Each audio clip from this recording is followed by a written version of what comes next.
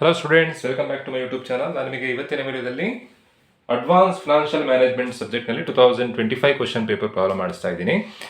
ಅದರಲ್ಲಿ cost of debt capital problem ಮಾಡಿಸ್ತಾ ಇದ್ದೀನಿ. ಕ್ವಶನ್ ಈ ಥರದಲ್ಲಿದೆ: ABC company issues ₹100 each debentures at 6% interest per annum. Floating cost is 3%. Calculate the cost of debenture after tax. ನೋಡಿ, ಈ ಪ್ರಾಬ್ಲಮ್ನಲ್ಲಿ question ಅಲ್ಲಿ ಡಿಬೆಂಚರ್ ಫೈಂಡ್ ಔಟ್ ಮಾಡ್ಲಿಕ್ಕೆ ಕೊಟ್ಟಿದ್ದಾರೆ. ರಿಡೀಮೇಬಲ್ ಇರ್ರಿಡೀಮೇಬಲ್ ಅಂತ ಕೊಡಲಿಲ್ಲ. ಏನೋ ಇನ್ಫಾರ್ಮೇಶನ್ ಕೊಡದೇ ಇದ್ದಾಗ ಇರ್ರಿಡೀಮೇಬಲ್ ಡಿಬೆಂಚರ್ಸ್ ಅಂತ ನೀವು ಅಸ್ಯೂಮ್ ಮಾಡ್ಕೊಳ್ಬೇಕು.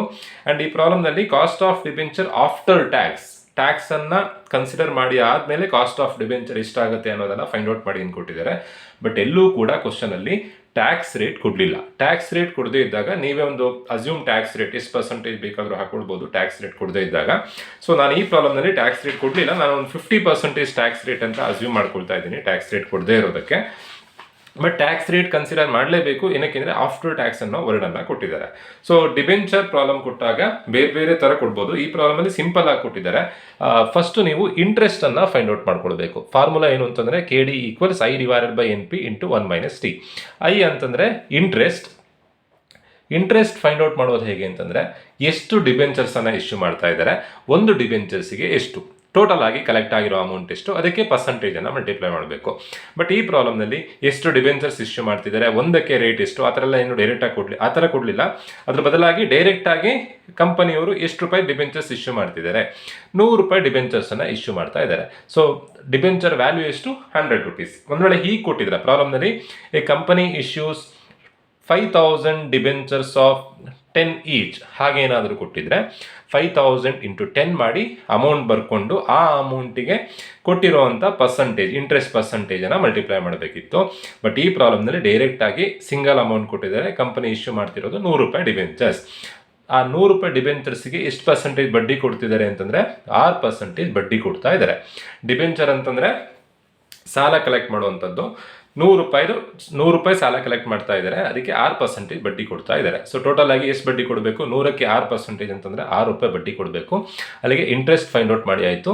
Then net proceeds find out ಮಾಡಬೇಕು. ನೆಟ್ ಪ್ರೊಸೀಡ್ಸ್ ಅಂತಂದರೆ ಕಂಪನಿಗೆ ಟೋಟಲ್ ಆಗಿ ಎಷ್ಟು ಅಮೌಂಟ್ ಸಿಕ್ಕಿದೆ ಅನ್ನೋದನ್ನು ಫೈಂಡ್ ಔಟ್ ಮಾಡಬೇಕು. ಟೋಟಲ್ ಆಗಿ ಸಿಕ್ಕಿರೋಂಥ ಅಮೌಂಟ್ ಎಷ್ಟು, ಕಂಪ್ನಿ ಕಲೆಕ್ಟ್ ಮಾಡ್ತಿರೋವಂಥದ್ದು ₹100 ಡಿಬೆಂಚರ್ಸ್. ಈ ₹100ಗೆ ಏನಾದರೂ ಅದೇ ರೇಟಿಗೆ ಇಶ್ಯೂ ಮಾಡ್ತಾ ಇದ್ದಾರೆ ಅಥವಾ ಪ್ರೀಮಿಯಮಲ್ಲಿ ಇಶ್ಯೂ ಮಾಡ್ತಾ ಇದ್ದಾರೆ, ಡಿಸ್ಕೌಂಟಲ್ಲಿ ಇಶ್ಯೂ ಮಾಡ್ತಿದ್ದಾರೆ ಅಂತ ನಾವು ಗಮನಿಸಬೇಕು. ಒಂದು ವೇಳೆ ಕಂಪನಿಯ ಡಿಬೆಂಚರ್ಸಿಗೆ ಹೆವಿ ಡಿಮ್ಯಾಂಡ್ ಇದ್ದರೆ ಜಾಸ್ತಿ ರೇಟಿಗೆ ಇಶ್ಯೂ ಮಾಡ್ತಾರೆ, ಅದಕ್ಕೆ ಪ್ರೀಮಿಯಂ ಅಂತ ಅಂತೀವಿ. ಕಂಪನಿಯ ಡಿಬೆಂಚರ್ಸಿಗೆ ಡಿಮ್ಯಾಂಡೇ ಇಲ್ಲ ಅಂತಂದರೆ ಕಮ್ಮಿ ಬೆಲೆಗೆ ಇಶ್ಯೂ ಮಾಡ್ತಾರೆ, ಅದಕ್ಕೆ ಡಿಸ್ಕೌಂಟ್ ಅಂತ ಅಂತೀವಿ. ಒಂದು ವೇಳೆ ಕಂಪನಿಯ ಡಿಬೆಂಚರ್ಸ್ಗೆ ಮಾಡ್ರೇಟ್ ಡಿಮ್ಯಾಂಡ್ ಇದ್ದರೆ ಅವಾಗ ಅದೇ ರೇಟಿಗೆ ಇಶ್ಯೂ ಮಾಡ್ತಾರೆ. ನೋಡಿ, ಈ ಪ್ರಾಬ್ಲಮ್ನಲ್ಲಿ ಎಲ್ಲೂ ಕೂಡ ಪ್ರೀಮಿಯಂ ಅಂತಲೂ ಕೊಡಲಿಲ್ಲ, ಡಿಸ್ಕೌಂಟ್ ಅಂತಲೂ ಕೊಡಲಿಲ್ಲ, ಅಂದರೆ ಇದೇ ಬೆಲೆಗೆ ಇಶ್ಯೂ ಮಾಡ್ತಾ ಇದ್ದಾರೆ. ಪ್ರೀಮಿಯಂ ಅಂತಿದ್ರೆ ಆ್ಯಡ್ ಮಾಡಬೇಕು, ಡಿಸ್ಕೌಂಟ್ ಅಂತಿದ್ರೆ ಲೆಸ್ ಮಾಡಬೇಕು. ಇದು ಪ್ರೀಮಿಯಮೂ ಇಲ್ಲ, ಡಿಸ್ಕೌಂಟು ಇಲ್ಲ, ಅಂದರೆ ಪಾರಲ್ಲಿ ಇಶ್ಯೂ ಮಾಡ್ತಾ ಇದ್ದಾರೆ, ಅಂದರೆ ಅದೇ ಬೆಲೆಗೆ ಇಶ್ಯೂ ಮಾಡ್ತಾ ಇದ್ದಾರೆ. ಸೊ ₹100 ಅಮೌಂಟ್ ಕಂಪ್ನಿಗೆ ಸಿಕ್ಕಿದೆ. ಈ ಅಮೌಂಟ್ನಲ್ಲಿ ಏನಾದರೂ ಕಂಪನಿಗೆ ಖರ್ಚಾಗ್ತಾ ಇದ್ರೆ, for example registration charges, flotation charges ಏನಾದರೂ ಕಂಪ್ನಿಗೆ ಖರ್ಚಾಗ್ತಾ ಇದ್ರೆ ಆ ಅಮೌಂಟನ್ನು ಲೆಸ್ ಮಾಡಬೇಕು. ಈಗ ಈ ಪ್ರಾಬ್ಲಮ್ನಲ್ಲಿ ಕೊಟ್ಟಿದ್ದಾರೆ ಫ್ಲೋಟಿಂಗ್ ಕಾಸ್ಟ್ ಈಸ್ 3%, ಅಂದರೆ ಕಲೆಕ್ಟ್ ಮಾಡಬೇಕಾದ್ರೆ 3% ಖರ್ಚಾಗ್ತಾ ಇದೆ. ಕಲೆಕ್ಟ್ ಆಗಿರುವಂಥ ಅಮೌಂಟ್ ₹100, 100ರಲ್ಲಿ 3% ಕಳೆದ್ರಾಯಿತು. ಡೈರೆಕ್ಟಾಗಿ ಮಾಡ್ಬೋದು, ನೀವು 100 × 3% ಮಾಡುವಂಥ ಅವಶ್ಯಕತೆ ಇಲ್ಲ. 100 - 3% ಮಾಡಿದಾಗ 97 ಬರುತ್ತೆ. ಸೊ ನೆಟ್ ಪ್ರೊಸೀಡ್ಸ್ ಎಷ್ಟು ಅಂತಂದರೆ 97. ಟ್ಯಾಕ್ಸ್ ರೇಟ್ ಈ ಪ್ರಾಬ್ಲಮ್ನಲ್ಲಿ ಕೊಡಲಿಲ್ಲ, ನಾನೇ ಒಂದು 50% ಅಂತ ಅಸ್ಯೂಮ್ ಮಾಡ್ಕೊಳ್ತಾ ಇದ್ದೀನಿ. ಏನಕ್ಕೆಂದರೆ ಆಫ್ಟರ್ ಟ್ಯಾಕ್ಸ್ ಫೈಂಡ್ ಔಟ್ ಮಾಡಿ ಕೊಟ್ಟಿರೋದ್ರಿಂದ ನೀವು ಟ್ಯಾಕ್ಸ್ ರೇಟನ್ನು ಅಪ್ಲೈ ಮಾಡಲೇಬೇಕು. ಎಷ್ಟಾದರೂ ಟ್ಯಾಕ್ಸ್ ಪರ್ಸೆಂಟೇಜ್ ಬರ್ಕೊಂಡ್ರೆ ಆಯಿತು, ನಾನಲ್ಲಿ 50% ಅಂತ ಅಸ್ಯೂಮ್ ಮಾಡ್ಕೊಂಡಿದ್ದೀನಿ. ಫಾರ್ಮುಲಾ ಅಪ್ಲೈ ಮಾಡೋದು ಹೇಗೆ, I ಫಾರ್ ಇಂಟ್ರೆಸ್ಟ್. ಕಂಪನಿಯವರು ಎಷ್ಟು ಇಂಟ್ರೆಸ್ಟ್ ಪೇಮೆಂಟ್ ಮಾಡ್ತಾ ಇದ್ದಾರೆ, ₹6 ಇಂಟ್ರೆಸ್ಟ್ ಪೇಮೆಂಟ್ ಮಾಡ್ತಾ ಇದ್ದಾರೆ.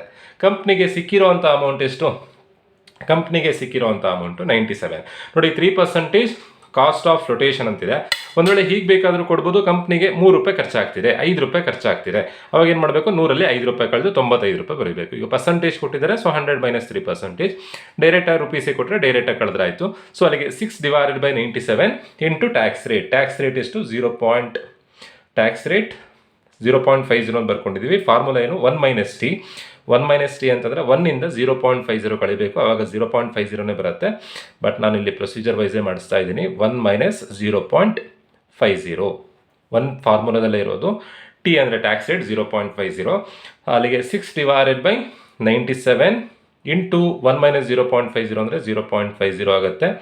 ಸೊ ಅಲ್ಲಿಗೆ 6/97 ಇಂಟು 0.50, ಫೈನಲ್ ಆನ್ಸರ್ ಈಸ್ 0.0309. 0.0309 ಬಂದಿರೋ ಆನ್ಸರನ್ನು ಇಂಟು 100 ಮಾಡಿದ್ರೆ ಟೋಟಲ್ ಆಗಿ ಫೈನಲ್ ಆನ್ಸರ್ ಸಿಗುತ್ತೆ. ಟೋಟಲ್ ಆಗಿ ಖರ್ಚಾಗಿರುವಂಥದ್ದು 3.09%. ಕಂಪನಿಗೆ 100 ರೂಪಾಯಿ ಡಿಬೆಂಚರ್ಸನ್ನು ಇಶ್ಯೂ ಮಾಡಬೇಕಾದ್ರೆ 3 ರೂಪಾಯಿ 3% ಅಂದರೆ 3 ರೂಪಾಯಿ ಖರ್ಚಾಗ್ತಾ ಇದೆ. ಕಂಪನಿಗೆ ಡಿಬೆಂಚರ್ಸನ್ನು ಇಶ್ಯೂ ಮಾಡಬೇಕಾದ್ರೆ ಎಷ್ಟು ಖರ್ಚಾಗ್ತಿದೆ ನೀವು ಫೈಂಡ್ ಔಟ್ ಮಾಡಲಿಕ್ಕೆ ಹೇಳಿರುವಂಥದ್ದು. ಖರ್ಚಾಗ್ತಿರುವಂಥದ್ದು 3%. Simple problem. ಇದರಲ್ಲಿ ಇನ್ನೇನು ಕೊಡ್ತಾರೆ ಅಂತಂದರೆ, ಈಗ ಡೈರೆಕ್ಟಾಗಿ 100 ರುಪೀಸ್ ಅಂತ ಕೊಟ್ಟಿದ್ದಾರೆ. ಒಂದು ವೇಳೆ company issues 10,000 debentures of 100 each ಹಾಕೊಟ್ರೆ ಇಂಟ್ರೆಸ್ಟ್ ಕ್ಯಾಲ್ಕುಲೇಷನ್ಗೆ 10,000 ಇಂಟು 100 ಇಂಟು 6%. ನೆಟ್ ಪ್ರೊಸೀಡಿಂಗ್ಸು ಅದೇ ಥರನೇ 10,000 ಇಂಟು 100 ಮಾಡಿದಾಗ ಟೋಟಲ್ ಆಗಿ ಕಲೆಕ್ಟ್ ಆಗಿರೋ ಅಮೌಂಟ್ ಸಿಗುತ್ತೆ. ಅದಕ್ಕೆ ಪ್ರೀಮಿಯಮ್ ಇದ್ರೆ ಆ್ಯಡ್ ಮಾಡಬೇಕು, ಡಿಸ್ಕೌಂಟ್ ಇದ್ರೆ ಲೆಸ್ ಮಾಡಬೇಕು. ದೆನ್ ಬಂದಿರೋಂಥ ಆನ್ಸರ್ನಲ್ಲಿ ಫ್ಲೋಟೇಷನ್ ಚಾರ್ಜಸ್ ಲೆಸ್ ಮಾಡಬೇಕು. ಆ ಥರದ ಪ್ರಾಬ್ಲಮ್ ಆಲ್ರೆಡಿ ನಮ್ಮ ಚಾನಲಲ್ಲಿ ಅಪ್ಲೋಡ್ ಮಾಡಿದ್ದೀನಿ. ದೆನ್ ಪ್ರೀಮಿಯಮ್ ಡಿಸ್ಕೌಂಟ್ ಪಾರ್ ಇದ್ರೆ ಹೇಗೆ ಆನ್ಸರ್ ಬರುತ್ತೆ ಅನ್ನೋದನ್ನು ಕೂಡ ಅದರ ರಿಲೇಟೆಡ್ ಒಂದು ವಿಡಿಯೋ ಅಪ್ಲೋಡ್ ಮಾಡಿದ್ದೀನಿ, ಅದರಲ್ಲಿ ನೋಡ್ಕೊಳ್ಳಿ. ಈ ಪ್ರಾಬ್ಲಮ್ ಎಲ್ರಿಗೂ ಅರ್ಥ ಆಗಿದೆ ಅಂತ ಅನ್ಕೊಳ್ತಾ ವಿಡಿಯೋ ಮುಗಿಸ್ತಾ ಇದ್ದೀನಿ. Thank you.